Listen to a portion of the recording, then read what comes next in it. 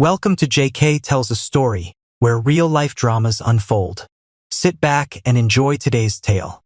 February is the worst it always is unless you live somewhere without winter. But this February in Chicago is especially awful. I was sitting on my balcony drinking coffee and smoking, a habit I gave up when money was tight but picked up again since finances are better now. I don't smoke around my kids to avoid influencing them and exposing them to secondhand smoke. This weekend they were with their grandparents, so I had some free time to think. This February has been particularly bad with 2 weeks of no sunshine, constant gray skies, 20-degree temperatures, and several inches of snow. Everyone looked forward to Valentine's Day for some relief. It fell on a Thursday, and many took Friday off, practically shutting down the city. My wife Sarah and I had plans, but we woke up to more snow, and by afternoon, both of us were sent home from work. The city shut down, so our plans for a night out turned into frozen pizza and Frozen with the kids who had just returned home. Our only dance was with Claire and Ben, ages 6 and 4, excited for no school the next day. After the kids were asleep, I apologized to Sarah, offering her a glass of wine. She reassured me it wasn't my fault and appreciated the anticipation of the evening. She had a new evening gown I hadn't seen yet. She keeps it a surprise until we go out. Sarah sews her own clothes, and many of Claire's always looking fantastic in whatever she wears. I admired the diamond ring I gave her 10 years ago, sparkling in the firelight. "Thank you for saying yes, Sarah. I love you," I said. "I love you too," she replied. We toasted to us and sat in silence for a while. I then apologized for my recent grumpiness, blaming it on February. Sarah understood, admitting she'd been irritable too. We joked about hibernating until spring, noting even the kids were on edge. Despite everything, Sarah reminded me of our blessings. Each other, our kids, our home, and knowing where our next meal was coming from. We laughed about our first date at Wendy's, a standing joke from our college days when I had little money, but Sarah didn't mind. "How do people get through times like this without love?" I asked. "Sometimes they don't," she replied, recalling her high school boyfriend's tragic end on Valentine's Day years ago. Determined to stay positive, I took her hands and wished her a happy Valentine's Day, moving our celebration to the bedroom. A predicted 8 inches of snow turned into 2 feet, giving us an unexpected 3-day weekend. Everything closed, but most people still had power and heat. Our kids loved having us home, playing in the snow, eating pizza, and watching movies with no school. Sarah and I enjoyed the break too, with no need to go anywhere and plenty of food to share with neighbors. Claire and Ben went to bed without fuss, exhausted from the fun, giving Sarah and me some private time. However, the kids only wanted to watch Frozen repeatedly. Sarah also refused to show me her new dress, teasing that I had to take her out to see it. By Sunday evening, the plows came through, and we prepared for work and school. Before bed, Claire and Ben thanked us for the best weekend ever and gave us sweet hugs. Sarah and I were touched, feeling deeply connected. Reality returned, and the weekend became a memory. After putting the kids to bed one night, Sarah got a call from her friend Rachel. Sarah excitedly shared Rachel's idea to end the dreadful February with a night out. We get a babysitter, have dinner, dance, and stay at a hotel. I had concerns about logistics, but Sarah reassured me everything was planned perfectly. We'd meet Rachel at Gibson's Bar Steakhouse downtown, then head to a nearby club, no driving needed, and our friends had arranged babysitting. Despite my hesitation, I knew Sarah would convince me. She playfully hit me with a cushion until I agreed. With one condition, she had to wear the dress she bought for Valentine's Day. Sarah smiled and agreed. "As you wish, my lord. Your wish is my command." The dress was blue, enhancing Sarah's glowing blue eyes. It had long sleeves, a high neck, and a skirt below her knees. But it was far from old-fashioned. The flared skirt caught attention when she walked and danced, making the smooth fabric even more enticing. Sarah descended the stairs slowly, stunning me. She placed a finger on my chin and said softly, "It is still me, Mike. You don't need to flatter me, though I love it. You don't realize how amazing you look." I managed, kissing her hands. Her eyes glistened, and she smiled tremulously, We joined our friends at a crowded restaurant, enjoying each other's company and celebrating the end of February. Sarah looked stunning, and I told her so repeatedly, touching her whenever I could. The night was unforgettable. After dinner, we headed to the club. Neither of us drank much, so I was glad I didn't need to drive. Sarah hinted she didn't want to stay long, smiling seductively. "We won't stay at the club long, will we?" she whispered. "It is up to you, baby," I replied, grinning. She clung to my arm. The club was packed, but we had reservations. Everyone noticed our group, especially Sarah. "You are getting a lot of attention," I whispered. "You are the most beautiful woman here. Oh, your flattery will get you everywhere," she teased. We danced not to impress but to enjoy each other. When David asked Sarah to dance, she declined, wanting the night to be special for us. "Proud and happy," I whispered. "Is it time to leave already?" "Not yet. We need energy for what is planned," she replied, taking my hand. During a break, we heard loud laughter and saw Tyler Garrison, the Bears quarterback. Our table buzzed with excitement about him, but Sarah and I focused only on each other. Rachel joked, "Get a room, you two." Sarah and I exchanged a look. We hadn't kissed much, just shared a few bites of wings, but we already had a room ready for the night ahead. The band started playing again, sparing us further awkwardness. "Shall we dance here or upstairs?" I whispered to Sarah. Before she could answer, Jennifer interrupted. "Look, he is coming this way." Sure enough, Tyler approached our table. The women primped and flaunted, chanting, pick me, pick me." Sarah, however, lowered her eyes and squeezed my hand tighter. "Hi, I am Tyler. Would you like to dance?" he asked Sarah, extending his hand. She sighed, dropped my hand and gracefully took his without a glance at me. She stood and began dancing with him. David teased me. "I thought she was only dancing with you tonight." "Yeah, me too," I muttered. "Relax, Mike. It is just a dance," Jennifer reassured me, though I felt uneasy. Everyone watched as they danced. Tyler was much better than I was, and Sarah clearly enjoyed herself. Rachel tried to distract me, but I declined. The next song was slow, and I watched Sarah melt into Tyler's arms. He whispered something to her, and she smiled. They danced appropriately, but it still hurt to see. When another slow song played, I saw the band leader watching them. Tyler seemed pleased, which made me even more determined to end it. I started to rise, but Jennifer stopped me. "Give her this. Don't spoil her mood." Reluctantly, I sat back down, heartbroken. The song ended, and Tyler led Sarah off the dance floor. They smiled at each other but didn't touch. As Sarah approached our table, her best smile faded to her second best when our eyes met. I realized we had a problem. "I keep telling you, you are the most attractive woman here," I whispered as I took her hand. "Maybe it is time to head to our room for the next dance." Sarah's eyes widened in fear, and her hand trembled. She quickly looked away. "Sorry, everyone. I need to go to the bathroom." "Sarah, will you come with me?" asked Rachel loudly. Sarah looked at me apologetically. "I am sorry, Mike. I could use a refresher too," and left with Rachel. The conversation shifted to why women never went to the bathroom alone. As I pondered this, Rachel returned alone. "Where is Sarah? Is she okay?" I asked, nearly yelling. "Relax, Mike." Rachel smiled. "Sarah is fine. She just has some things to do. You don't need to worry about her. She is a grown woman." I was still worried, but tolerated this for about 5 minutes. When Sarah didn't return, I'd had enough. I headed to the bar with an empty plate as an excuse and approached a female bartender. "My wife went to the bathroom 15 minutes ago and hasn't come out. Could you check on her? She loves spicy food but sometimes has a reaction. Her name is Sarah. Here is a picture," I said, showing my phone. The bartender was about to help when Rachel appeared. "She is fine. You don't have to check," Rachel said, placing a $5 bill on the counter. The bartender looked sympathetically at me. "What? Why did she go with you?" I asked, confused.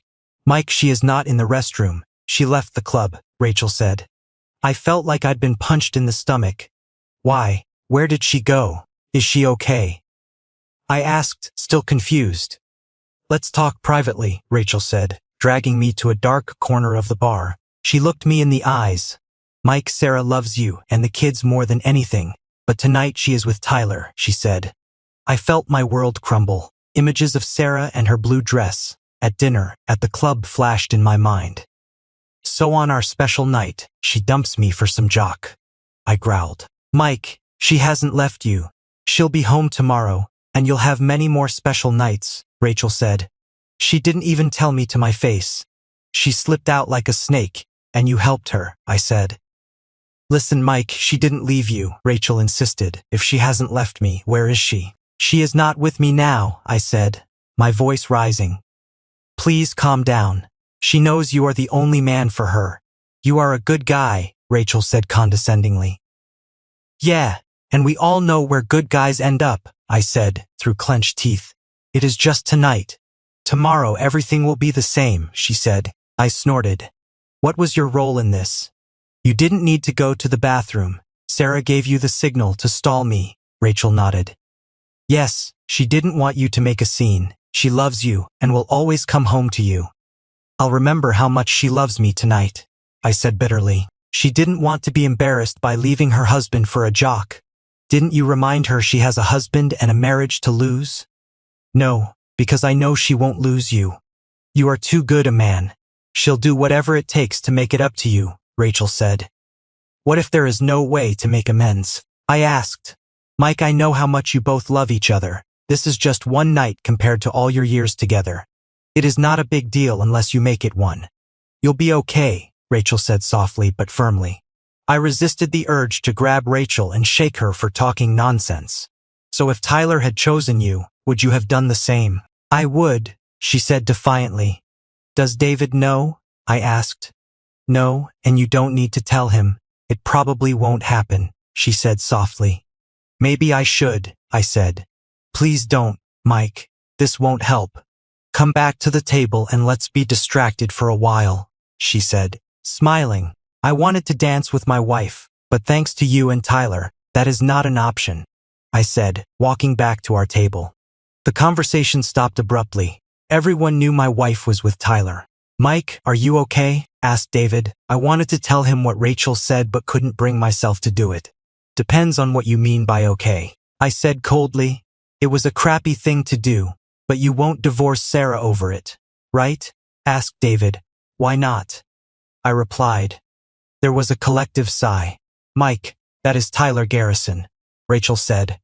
I don't care who it is, if it is not me. It is cheating, I said angrily.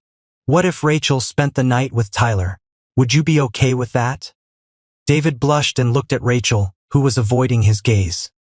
Mike, think about your children. They need you, Jennifer said. Is my wife thinking about them right now? I asked. That is why you hired a babysitter, Rachel said, trying to joke but failing. It is just one night. She won't get this chance again. You wouldn't divorce her over one night, Rachel added. Why not? I stared at her. Silence followed. Might consider a different perspective, Jennifer suggested. What if a Sports Illustrated model wanted to spend the night with you? Wouldn't you be tempted? I might be tempted, but I'd say no. I have a wife, and I wouldn't want to hurt her, I said firmly. Silence fell again.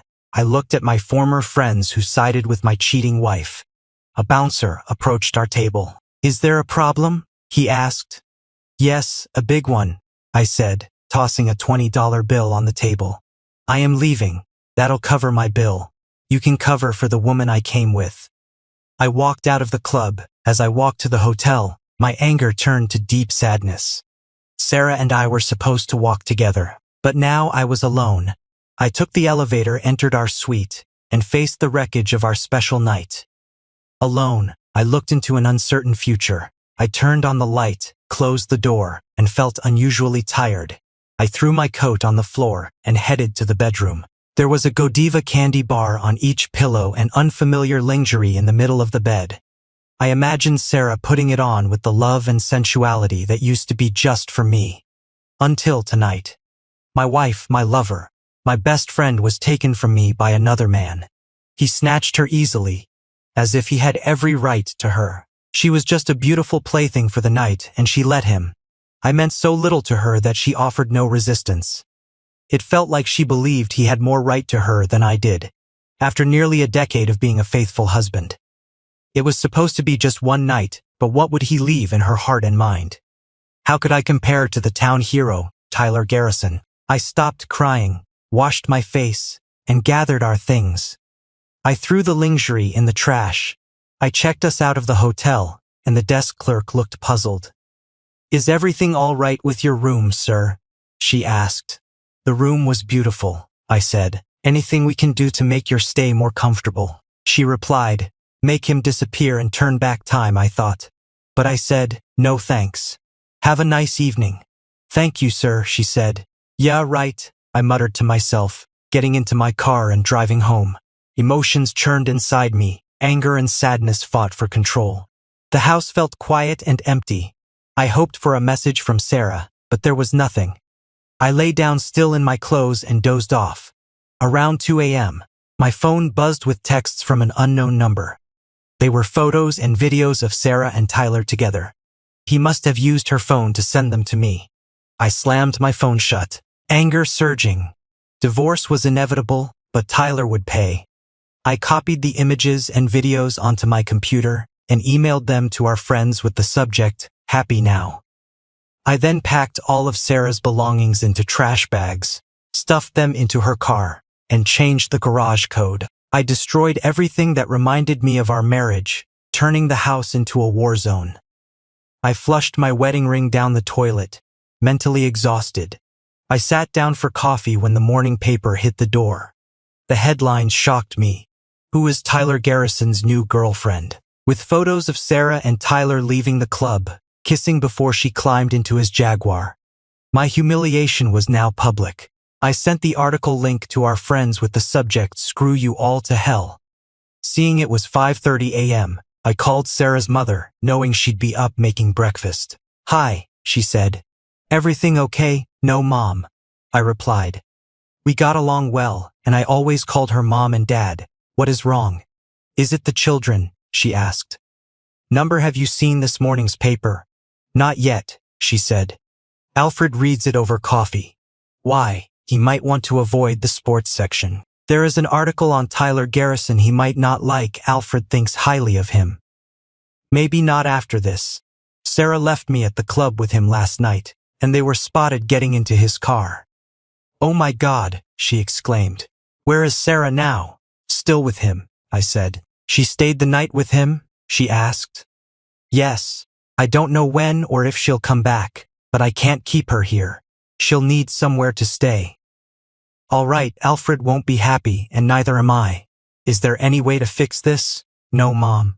She turned her back on me and went off with him. Our so-called friends covered for her. "I am so sorry, Mike. Of course she can stay here if needed."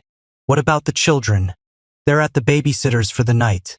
I might ask my parents to watch them for the rest of the weekend." "Okay. Let me know if I can help, Mike." "Thanks, Mom." I had another idea and went back to the computer. I logged into Sarah's Facebook page and posted the link to the article with the caption. Guess what? I made it to the front page of the sports section. Went on a date with my lame husband, then spent the night with a real stud. Lucky me. I also emailed the reporter, who wrote the article, explaining what happened and including a video of Tyler telling me he was going to entertain Sarah again. I left my contact info and sent the email. At 8 a.m., I called Mrs. Porter to ask if my parents could pick up the kids. She agreed and asked, "Have you seen the sports section?" "Yes," I said. "Was that really Sarah?" she asked. "Unfortunately, yes," I confirmed. "Please don't mention it to the kids yet." "I understand. I am sorry, Mike. You don't deserve this," she sympathized. "Thank you," I said, ending the call. Next, I called my mom. "Mike, is everything okay?" she asked, concern evident in her voice. "Your father just read the paper."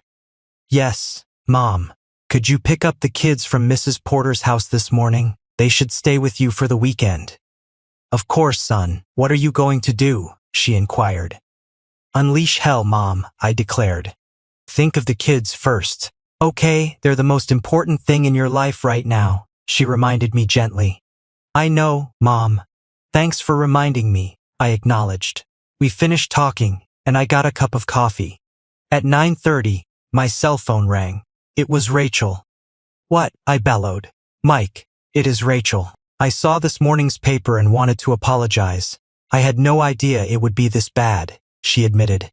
"What did you think would happen?" "My wife left with a star football player. Of course someone would notice." "It is worse than you think," I retorted. "What do you mean?" she asked. "Check Sarah's Facebook page and your email," I directed.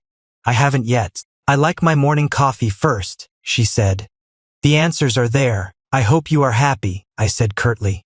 I ended the call before she could respond. Then Jennifer called, upset about the video and photos. "Why are you surprised?" I asked. "I never thought he would do something like this," she confessed. "Entertain my wife or send pictures and videos," I pressed. "Both. What are you going to do?" she questioned. "What do you think?" "Now say goodbye and leave me alone," I demanded. I hung up and tried to drink my coffee. But the phone rang again. I didn't recognize the number but answered it anyway. "Mr. Michael Thompson," a woman's voice asked. "That is me," I said. "Mr. Thompson, this is Audrey Tanis from the Daily Record. I received an email and video from you. Is your wife the same woman seen with Tyler Garrison last night?" she asked. "Yes, that is her with the idiot," I said. "Who?" she asked. "Sorry, that is what I call him," I said. "I see. And you say the woman he is with is your wife?" she asked. "My soon-to-be ex-wife," I said. "So you are getting divorced over this?" she asked. "Absolutely," I said. "You mentioned other videos and pictures in your letter," she asked. "Yes. Would you like to see them?" I asked. "I would. Can we meet to discuss this?" "Sure, but I'd like to wait until she gets home first." "She is not back yet?" Audrey asked. "No, she isn't," I said. "Okay, give me a call when you can meet, and we can talk things over," she said. "Sure," I said, ending the conversation. When Sarah walked in around 11 o'clock, I saw a Jaguar pulling away from the house. "Mike, it is me," she said, pulling the key from the lock. "I am home," she announced casually. "Why is my car parked in the driveway and not in the garage? And what are those things in it?" Her eyes widened when she saw me at the table. I knew I looked terrible. Her face turned white as she looked around the wrecked house. "Oh my God," she exclaimed. "What have you done? Everything is destroyed. Our wedding portrait, my vase, our glasses." "I finished what you started last night," I said. "Did you sleep at all?" she asked. "Why do you care?" I asked. "Look, I am really sorry about last night, but I am here now, and I am still your wife." I shook my head. She tried to kiss my cheek, but I stopped her. "Don't touch me," I said. She looked startled. "No, you are not my wife, not anymore. That is what it says in the paper and online, thanks to your lover." I showed her the spread with all the photos. "Oh no," she said, shocked. "How did they get those pictures? I am not his girlfriend, no matter what the papers say." "It doesn't matter, you had your fun, and now we're done. I need to use the bathroom."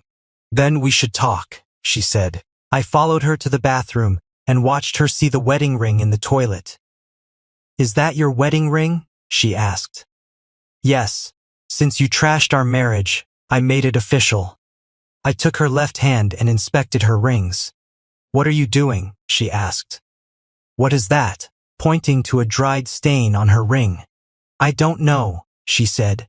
"Nonsense," I said, pulling up a video on my phone of Tyler marking her rings. Her face lost color. "Not only did you humiliate me in public and in front of the whole town, but you also defiled our wedding rings," I said, growing angrier. I pulled the rings off her finger. "What are you doing?" she shrieked. As I threw the rings into the toilet and flushed, she screamed, her eyes wide. "My rings, how could you? You have to give them back." "No, how could you? I loved you exclusively for over a decade, and this is my thanks, screw you." "But it was just one night," she said. "We have the rest of our lives ahead of us." I showed her the video of Tyler saying he'd continue to entertain her. Was he telling the truth? "Do you want to do this in our bed while I watch?" "It may have come up, but I didn't think he was serious," she said. "It was just pillow talk." "Like this?" I asked, showing her another video. She shook her head. "That is not what I meant," she said. "Well, I am serious, I said. Get out, and let your lover know that if he steps inside this house, I will deal with him. Now get out before I throw you out. But I live here too, she said.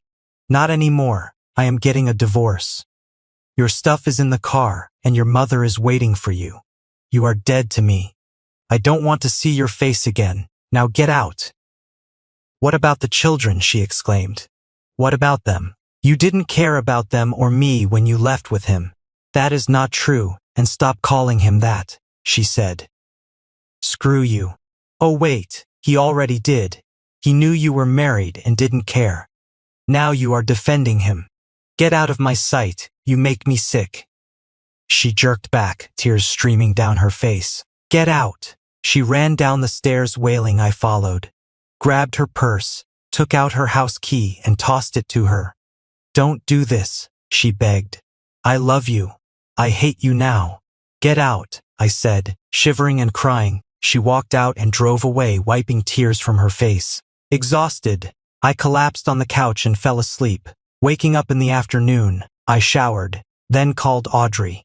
Audrey, this is Mike Thompson. Good afternoon, Mr. Thompson, she said. Is it too late to meet this afternoon? Not at all, she said. Where would you like to meet? How about Sherry's by the mall? It is quiet. Sounds good. See you there, she said. I called my mom to check on the kids. They were watching Frozen but took a break to talk. Where is Mom? Asked Claire. She is staying with her mother for now, I said. Why? Why doesn't she stay home with you? She asked. We're working out some issues. You'll see her soon. I need to meet someone, but I'll call you later, okay? Okay, Daddy, she said. Bye. My heart was breaking. Sarah and Tyler had not only ruined my marriage but also my children's lives. I left for Sherry's, where I was escorted to a table in the corner. A young brunette with a laptop greeted me. Mr. Thompson, she said. Nice to meet you. Call me Mike, I said. Thank you, Mike. I am Audrey. I want to apologize for asking. Those are my pictures in the morning paper, she said. Did you take them? I asked. Yes. I was at the club with my friends and saw Tyler Garrison. I noticed him dancing with your wife and followed them outside. I didn't know she was married. I have more footage. Would you like to see it? Why not? I said. She handed me the tablet and turned on the video. I saw Sarah and Tyler in the parking lot, holding hands like Sarah and I used to. They kissed by his car, looking like a couple. When the video ended, I gave the tablet back. I am really sorry about what happened, she said. I sent some things to the paper and then went back to the club. But you were gone. Want to tell me your side? I nodded and recounted the evening. Then I gave her my phone with headphones. You should see this video, I said. I am a big girl, she replied, putting on the headphones. As I ate, I watched her face change as she watched the video. When she finished, she handed back the phone. Well, I asked. It confirms some rumors I've heard. He is known as a player, but it is hard to prove, she said. What are you going to do? I am getting a divorce. She knew my views on fidelity but didn't care. Now it is over. Any kids? She asked. 2. A boy and a girl, 6 and 4, I said. It is always hardest on the kids, she said. Yes, it is, I replied. What about Tyler? She asked. I don't know yet. Part of me wants to confront him, but I don't want to go to jail. He is a star football player, no offense, but I don't think you'd get far, she said. I chuckled. People have underestimated me before. Size isn't everything. What does that mean? She asked. My dad used to say it is not the size of the dog in the fight, but the size of the fight in the dog, I said. So you want to cause trouble? She asked. No, I have 2 kids to think about, but I won't just roll over, I said. Have you talked to a lawyer? She asked. I haven't had time. This all happened last night, I said.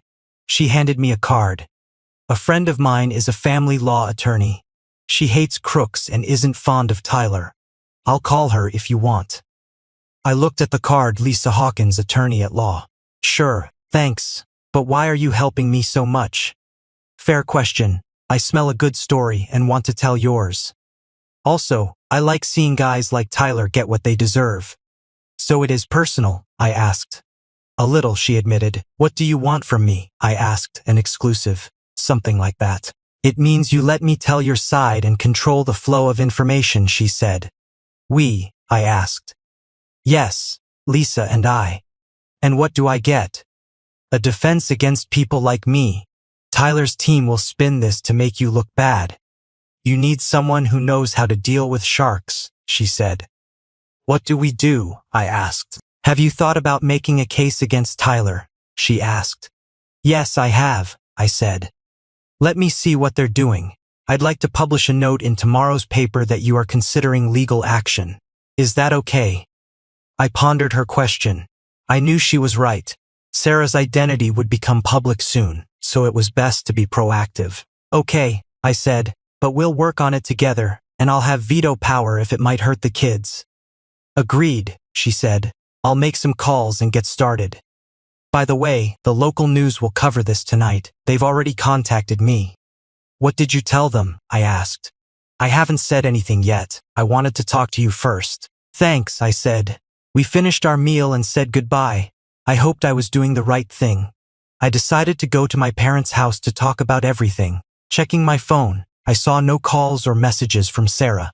When I arrived, my children ran up to me, and I hugged them tightly. Where is Mom? Claire asked. She is with her parents, I said. Why? Claire asked.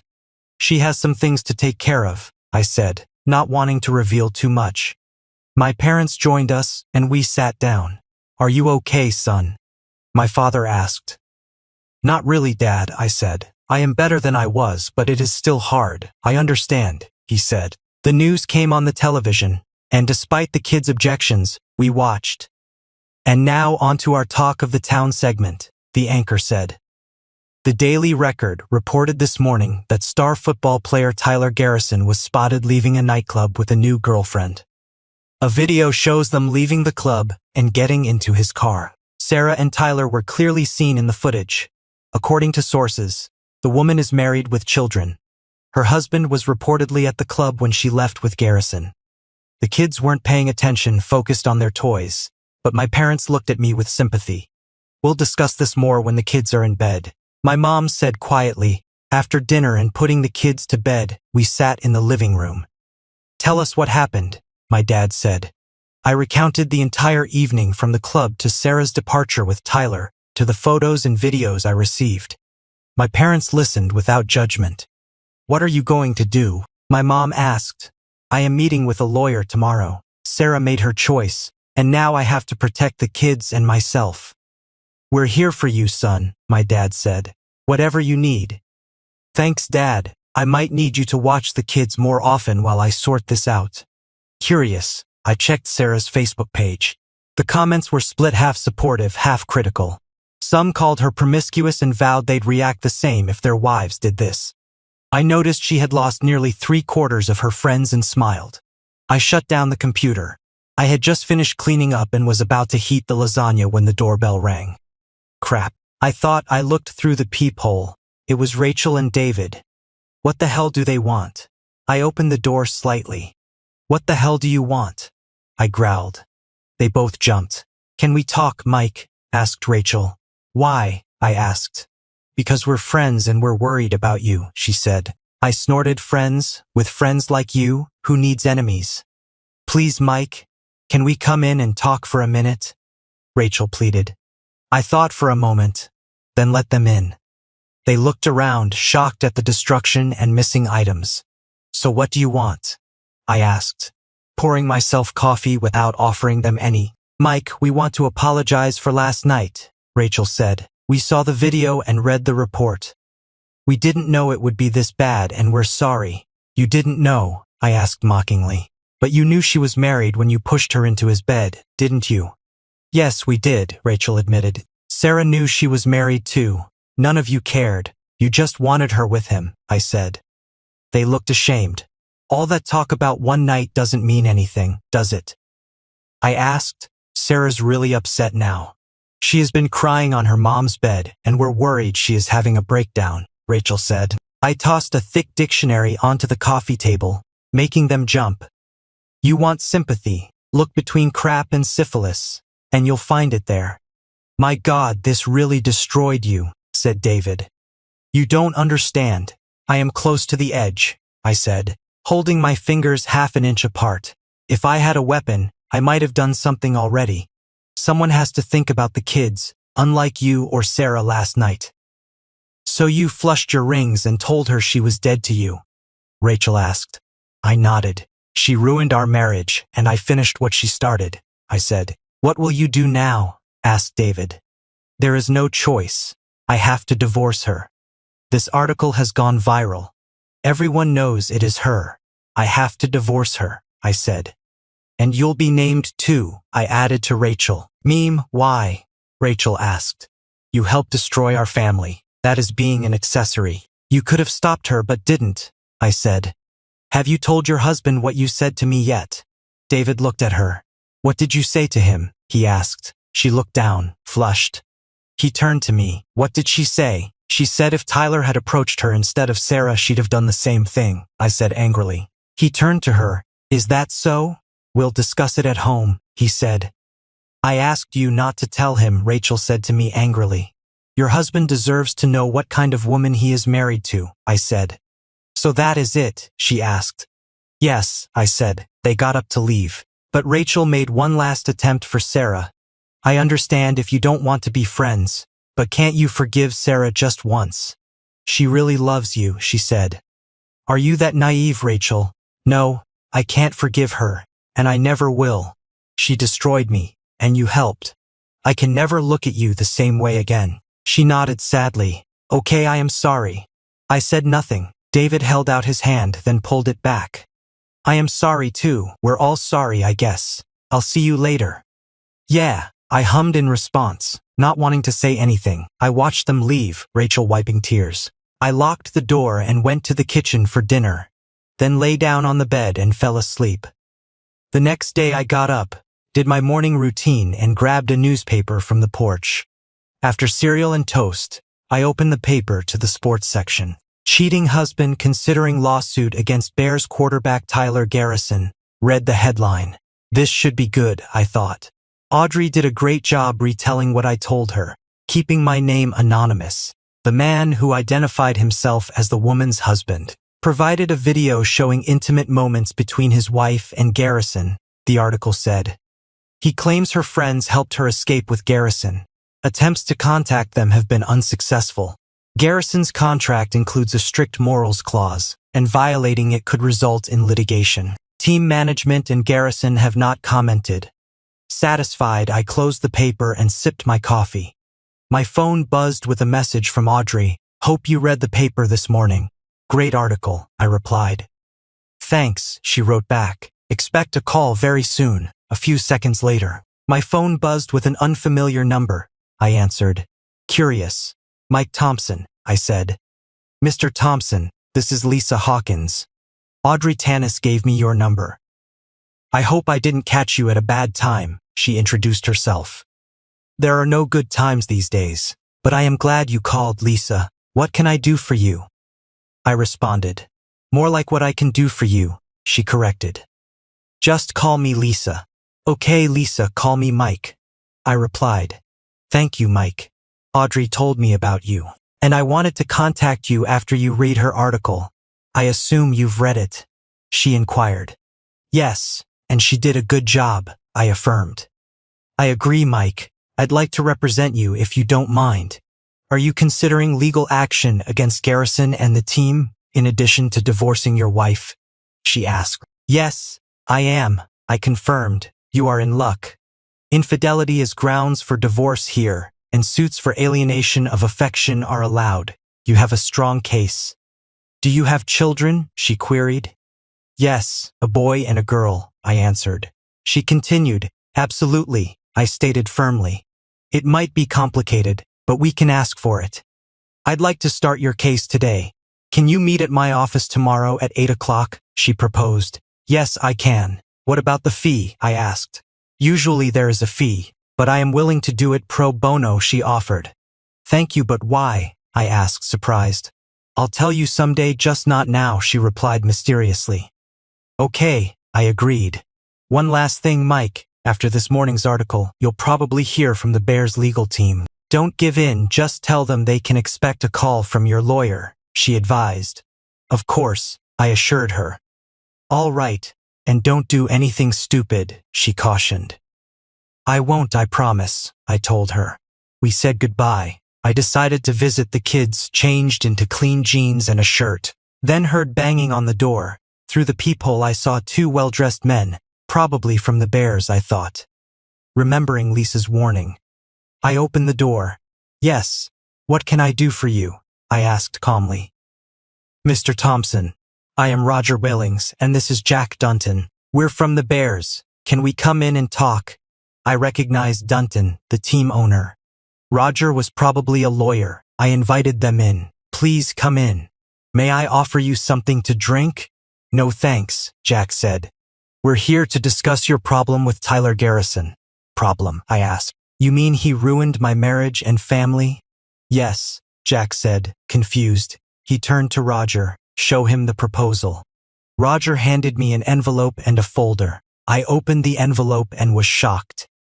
Is everything all right, Mr. Thompson? Asked Jack. You've got to be kidding me, I said. Is there a problem, Mr. Thompson? Asked Roger. $1,000. You are offering me $1,000 for what he did to my family. That is an insult. Wait, Mr. Thompson, Jack said. It includes lifetime season passes and anything from our gift store. That costs a lot of money. I almost laughed. And in exchange for what? I asked. Roger opened the folder to show an unsigned document. We ask that you not file a lawsuit against the team or Mr. Garrison, he said. I looked at the document, incredulous. And you won't do anything to Garrison? What about the morals clause in his contract? I asked. Roger shrugged. Listen, Mr. Thompson, Jack said. Boys will be boys. Mr. Garrison is a respected member of the team with high standing in the community. We just ask you to reconsider prosecuting.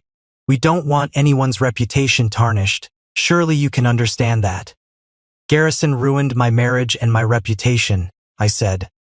There are already articles and pictures of him with my wife. What about my two kids? How will you make up for their lost family? Do you think season tickets and team merchandise will make up for that?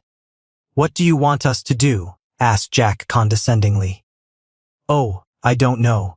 Maybe fire your quarterback or turn back time to Thursday and stop him from meeting her. Better yet, have him do community service live on air.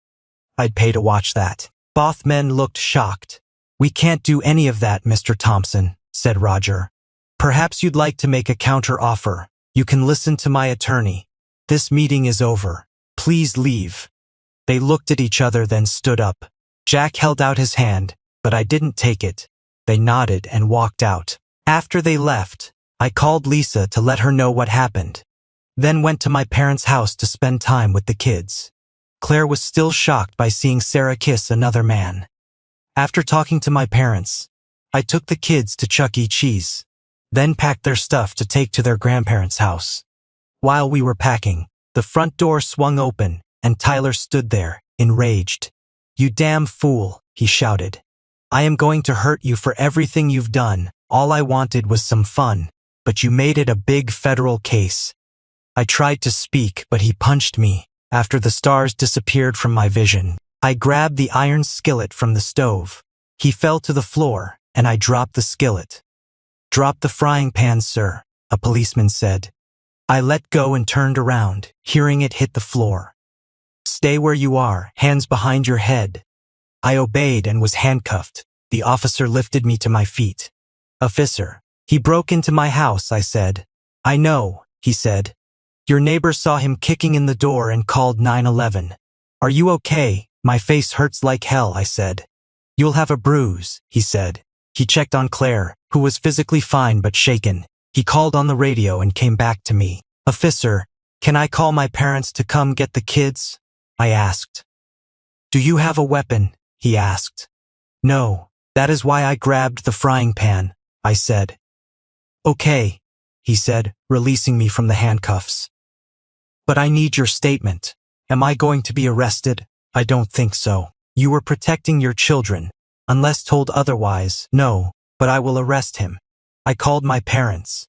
My dad said he'd be right over. An ambulance arrived, and paramedics checked on Claire and me before attending to Tyler, who was unconscious on the floor. They wheeled him out on a gurney as my dad arrived. "What happened?" he asked. "We had an unwanted guest," I said. He looked at my face. "Damn, this will be a mess for a long time," he said. He hugged Claire. "It is okay, honey. The bad man is gone." He looked around. "Where is Ben?" Ben was hiding under the table. "It is all right, son. You can come out now." He crawled out and came to us. My father looked at the policeman. "Can we leave?" he asked. The policeman nodded. "Yes, that is fine. I'll need to talk to your son, but you don't have to be here." "Thank you," my dad said. He gathered the kids and their things, then turned to me. "Come back when they're done, okay?" "I will, Dad. Thank you," I said. I hugged and kissed the kids goodbye, telling them I'd see them soon. The policeman and I sat on the couch as he took my statement. "I couldn't believe it. It all happened so quickly," I said. "Good thing your neighbor called in time," the cop said. "I was just a couple blocks away. I've been following the Garrison story. Was that your wife he was seen with?" I nodded. "Yes, I am sorry to hear that. Feel free to call if you need someone to talk to," he said, handing me a card with a counselor's name and number. "Thank you, officer. I appreciate it," I said. He left after shaking my hand, and I stood in the front room looking at my damaged front door. Fred, my neighbor who called the police, came over. "Are you all right, Mike?" he asked. "I am now. Thanks for calling the police." "No problem."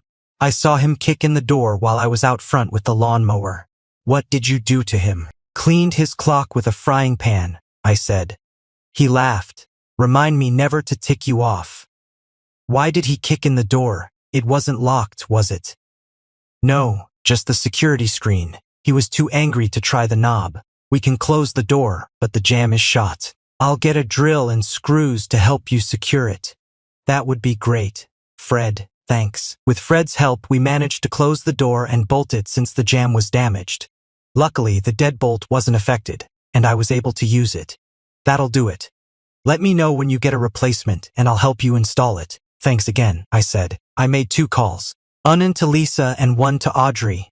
Lisa wasn't thrilled about the frying pan incident, but was glad it was over and I wasn't in jail. She was amused that Garrison was in the hospital and would be arrested. Audrey told me she heard the call on the police scanner and had already spoken to the police reporter. "You know I can't keep you anonymous anymore," she said. "It'll be in the police report." "I know," I replied. We talked some more, and she told me to stay tuned. "Everyone will be talking about this now," she said. After our call, I went upstairs and showered again, seeing my black and blue eye in the mirror. I called my boss and explained the situation, asking for a few days off. "Crap, you had a hell of a weekend. Take a week to sort things out," my boss said. "Thanks," I replied. After we hung up, I went to see my parents and kids. Sarah arrived at the same time. I wasn't expecting her and didn't know what to expect. We met on the walkway to the front door, and she looked shocked. "Oh my God, are you okay?" she asked. "It is a little late to worry about my well-being," I said sarcastically. "You want to know what happened? Your lover happened. He came to the house to pick a fight." "Did you hurt him?" she asked. "Please don't tell me you hurt him. I can't believe you. He is in the hospital, and I don't care about his condition. He is in police custody. Why are you here?" "I came to see my kids. I missed them," she said. "You mean since the night you left us for him?" I asked roughly. "It has only been 36 hours and now you are thinking about them." "Please don't call him that," she said. "He ruined our marriage, Sarah, and you helped him without a second thought for me or the kids," I said angrily. "He ruined our family. That makes him an idiot of the highest order, and you are defending him." I walked into the house and she followed. Everyone looked our way, the children huddled close to their grandmother. Now in full protective mode. "What do you want, Sarah?" my mother asked. "I want to see my children," Sarah said. Ben looked frightened, clinging tighter to my mother. Claire looked at my mother, disgusted. "Why did you kiss that man, Mommy?" she asked. "What man?" Sarah asked. "That man," Claire said, pointing to the television. Garrison's face was on the screen. "This just in," the anchor said. Bears quarterback Tyler Garrison faces multiple charges after allegedly kicking in a door and assaulting a woman's husband. The husband defended his home with a cast iron skillet. Garrison is in the hospital with a serious head wound and other injuries. Charges will be filed once his condition improves. Bears management has suspended him pending the investigation. The scene showed Roger and Jack at a microphone. We regret to report that Tyler Garrison is hospitalized with a head wound and other injuries, Jack said. We apologize to the family he allegedly assaulted. We contacted the husband with a reasonable offer, which he declined. How do you respond to the charges? A reporter asked. The charges include terroristic threatening, breaking and entering, assault and battery, Jack said. We have no comment, Roger added. Garrison is suspended pending the investigation. He is still unconscious, so we haven't heard his side. That is all for today. The anchor returned, saying, "This is breaking news. Stay tuned to Eyewitness News for updates." Everyone turned to Sarah. "Oh my God," she said. "Unconscious, what did you do to him, Mike?" "Show concern for your lover," I said coldly. Sarah started toward Claire, but she recoiled. My mother spoke up. "Haven't you done enough?" she asked. "For this family's sake, leave now, Sarah," my father added. "And you are not welcome here again," my mother said with tears in her eyes. Sarah looked at everyone. Finding no sympathy, she turned and left, sobbing. It was just one night. After she left, I hugged the children until they calmed down. I kissed them good night and left. At home, I entered through the garage since the front door was broken. My phone buzzed with a call from LV, a close family friend and retired attorney. "Hi, LV," I said. "Hey, you." I saw the report and recognized Sarah. "How are you and the kids?" "Not great," I said. "Did you really hit Garrison with a frying pan?" he asked. "Yes," I said. He laughed. "Good for you. Are you divorcing Sarah?" "Yes," I said, explaining the video Garrison sent. "That complicates things. Have you talked to a lawyer?" "I have an appointment with Lisa Hawkins tomorrow," I said. "The Ice Queen herself," he said. "The Ice Queen?" "Yeah, she is cold as ice in the courtroom. If you need scorched earth, she is your girl. But she is expensive. Can you afford her?" "She is taking my case pro bono," I said. "Really? Any idea why?" "No," I said. "Maybe you should ask," he suggested. "I will," I said. We talked a bit more, and he offered his help. "Thanks," I said, ending the call. I ate dinner, gathered the documents Lisa needed, and went to bed. The next morning, halfway to Lisa's office, my phone rang. It was Sarah's mother. "Mike, you have to go to the hospital," she said frantically. "Why?" I asked. "It is Sarah. She tried to end her life last night. Took sleeping pills and alcohol. They pumped her stomach, but she is still in danger." "She tried to end it." "Huh?" I asked coldly. "I have an emergency right now. Maybe I'll swing by after the meeting." "Mike, she is still your wife and the mother of your children," she said. "She is in the hospital. Don't you have any feelings for her at all?" "Why do you think she is there?" I asked. "Do you think she thought about the kids when she left with that guy? Or about me? I have an appointment with my lawyer. I'll swing by afterward." "Please, Mike. She is a total wreck," she said. "This has destroyed her." "She has no one to blame but herself," I said. "How can you be so cold?" she asked. "Sarah loves you and the children. I feel the love," I said sarcastically. "I'd better go. I'll check in later." She gave me the room number, and I hung up. I headed to the downtown parking lot and made my way to Lisa's office. A young brunette receptionist greeted me and directed me to a chair in the waiting area. Soon, a petite blonde woman in a pantsuit came out and introduced herself. "I am Lisa Hawkins," she said with a smile. "Nice to finally meet you, Mike." "Likewise," I said, though I wish it were under better circumstances. "Me too," she said. "Let's get to it. Did you bring the information I asked for?" "Yes," I said, handing her a folder with our financial information and a USB drive with the videos Garrison had sent. She reviewed everything, making notes. "Here is the plan," she said. "We'll file for divorce citing infidelity. In this state, infidelity can be used to avoid alimony. Since you both make similar incomes, The state usually splits everything 50-50, but we might get a bit more. We'll ask for physical custody, but courts usually favor the mother unless she is unfit. She tried to end her life last night, I said. Lisa's eyes sparkled. Interesting, she said. We can argue she is not mentally stable enough to care for the children, plus her lover attacked your family. We need to get a restraining order against her and Garrison, even though he is in the hospital and facing charges. Especially since he is facing charges, she said. He is dangerous. Do you have a weapon? No, that is why I used a frying pan, I said. She laughed. Remind me never to tick you off in the kitchen. Where are your kids now? At my parents' house. We'll include them in the restraining order, she said, pulling out more documents. I've also started a lawsuit against Garrison and the team. Alienation of affection lawsuits don't often succeed, but your case is strong with the videos and his assault. Garrison is worth about $125 million. We could ask for $12.5 million. We might even find others he has hurt, and make it a class action suit. What do you think? You are the lawyer. Do what you think is right. Okay, she said. It won't be easy, but we can try. The team's response to the charges will be critical. It is an uphill battle, I understand, I said.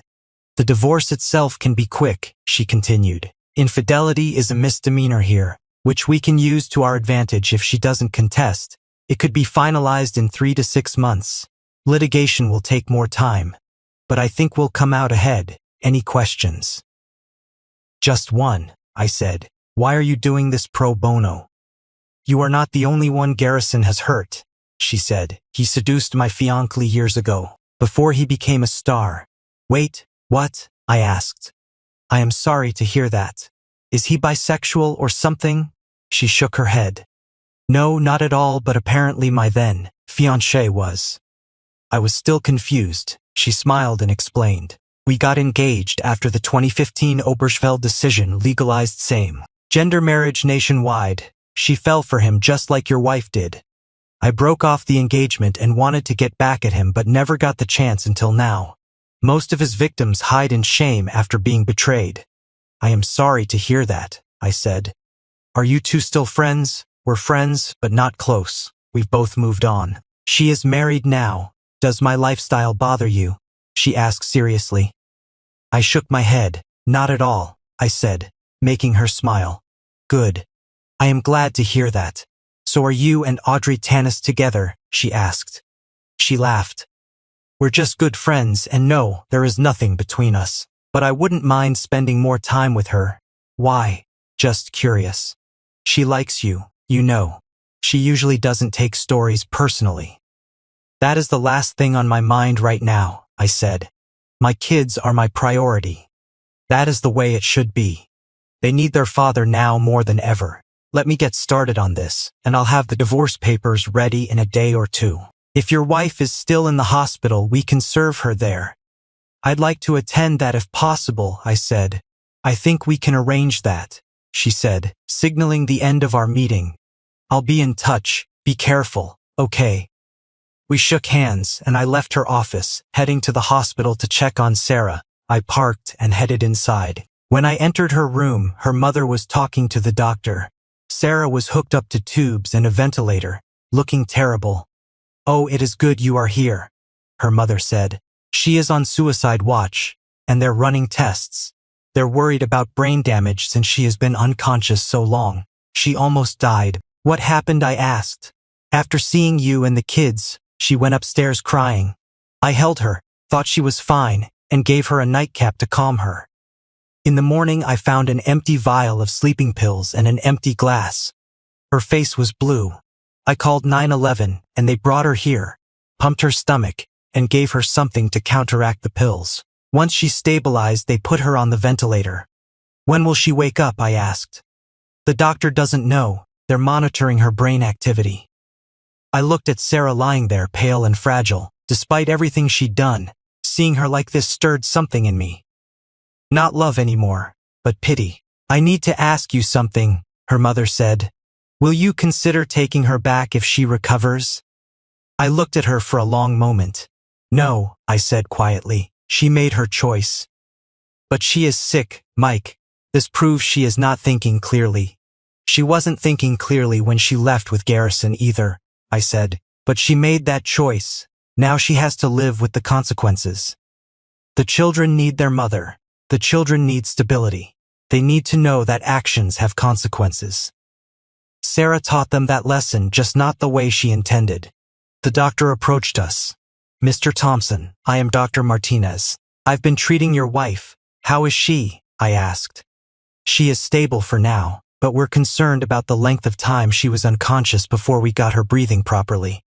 We won't know the extent of any brain damage until she wakes up. If she wakes up, I said.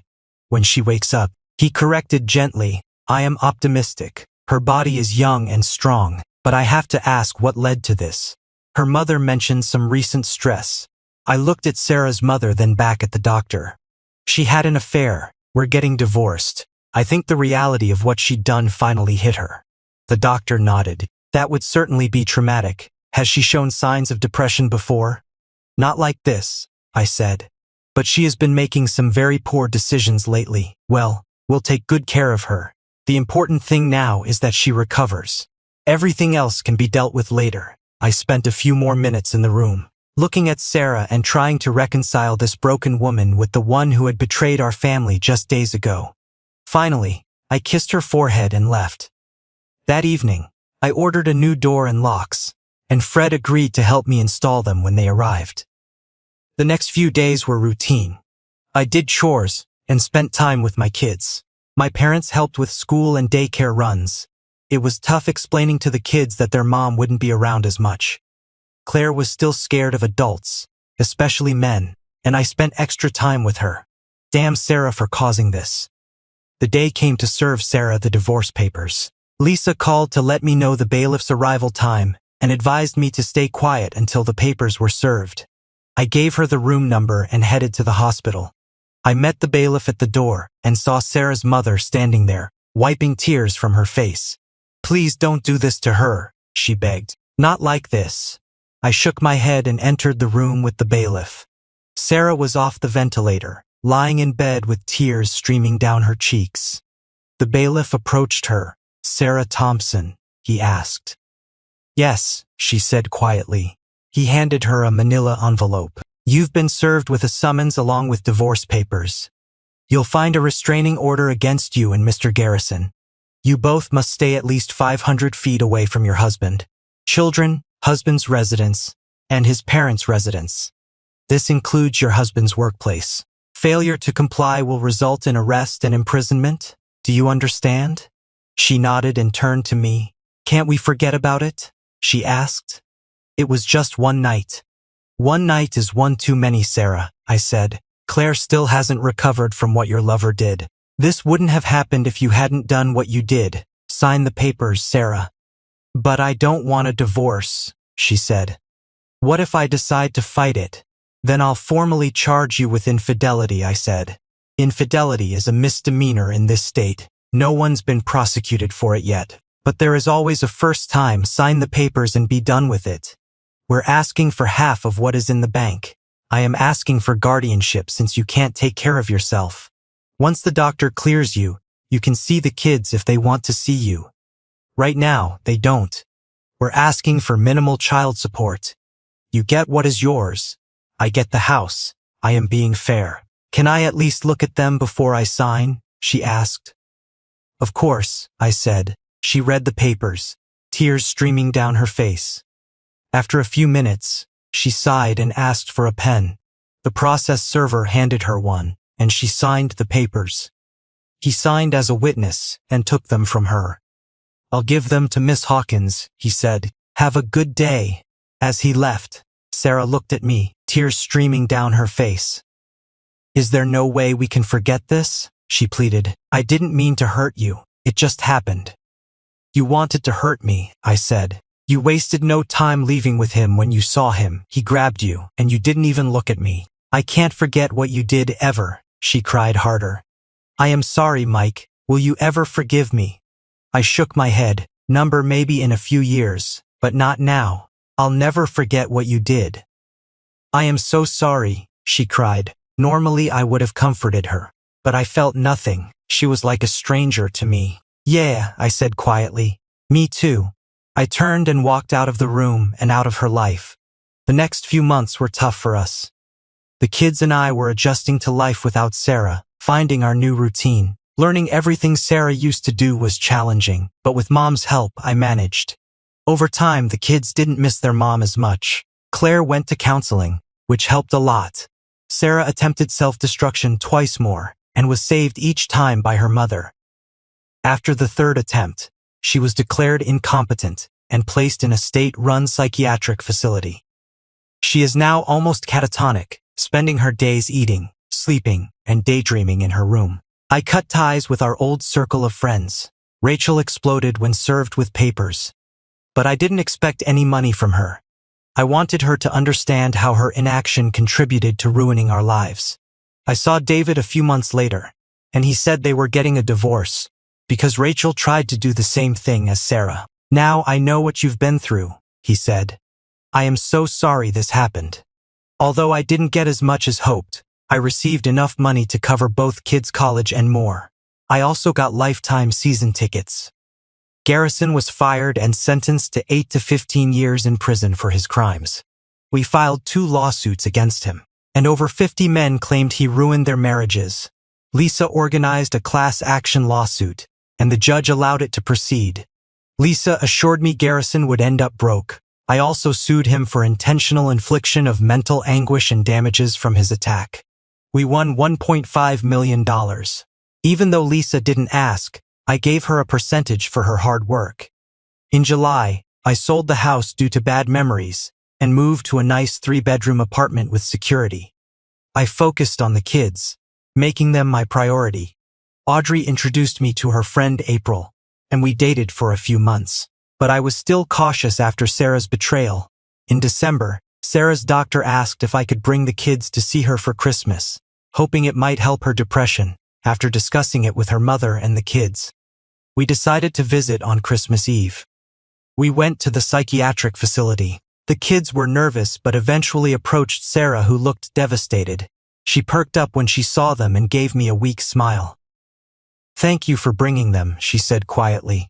Most of my hatred had turned to sadness by then. The doctor and I watched as she interacted with the kids. "I am curious, Mr. Thompson," the doctor said. "Can you tell me your side of the story? It might help me understand her better." I told him everything, and he listened thoughtfully. "You haven't considered reconciliation?" he asked. "No," I said. "What she did was deliberate. It is time she took responsibility and moved on." "Why not help her?" he suggested. "She wants her family's love. She made her choice," I said. "Now she has to live with it." "You seem to be holding a grudge," he observed. "Wouldn't you be angry if your wife left you without even saying goodbye?" I asked. "I understand," he admitted. "How long will she be here?" I asked. "It is hard to say," he replied. "She needs to show she can function independently without being a danger to herself or others. She might be here for years." I nodded in understanding as we silently watched Sarah interact with the children. Eventually, I noticed she was getting tired. "She tires easily these days," the doctor said, walking over to her. "Sarah, it is time for your medication. The children need to go home." She nodded, kissed the kids goodbye, and looked at me with sadness in her eyes. "Thank you, Mike," she said. "I'd love to see them more often. I am getting better, really." "Yes, Sarah, I can see that," I replied. "You look good. Are you seeing anyone?" she asked. "I date occasionally, but nothing serious," I said. "I miss you and still love you," she said. "I miss the woman I married," I responded. "Get well, okay? Merry Christmas." She smiled, showing a glimpse of the old Sarah. "Merry Christmas. Thanks again." "You are welcome," I said. The kids said goodbye and walked toward me. "Daddy, can we see her next week?" Claire asked. "Can we please? May I see her too, Daddy?" little Ben added. "We'll work something out," I said. "Let's get you home." This started a twice-a-month ritual. Sarah's mother usually picked up the kids, but sometimes I did. Occasionally I talked with Sarah, but we never discussed the past. There was no chance of reconciliation, and she knew it, but she seemed to appreciate our brief conversations. A year after that fateful Friday, The first COVID-19 death was reported in the US on the 29th of February. March brought stay-at-home orders, making life harder. As the second anniversary of Sarah leaving approached, things improved slightly. In June 2020, Garrison's team settled the class action lawsuit. Lisa was right. Garrison ended up penniless. We didn't get much, but knowing he lost everything was satisfying. Even Sarah smiled at that. Hopefully, next February won't be as bad as the previous ones. Thank you for your viewing. See you next time. If you enjoyed this, subscribe to JK Tells a Story for more tales.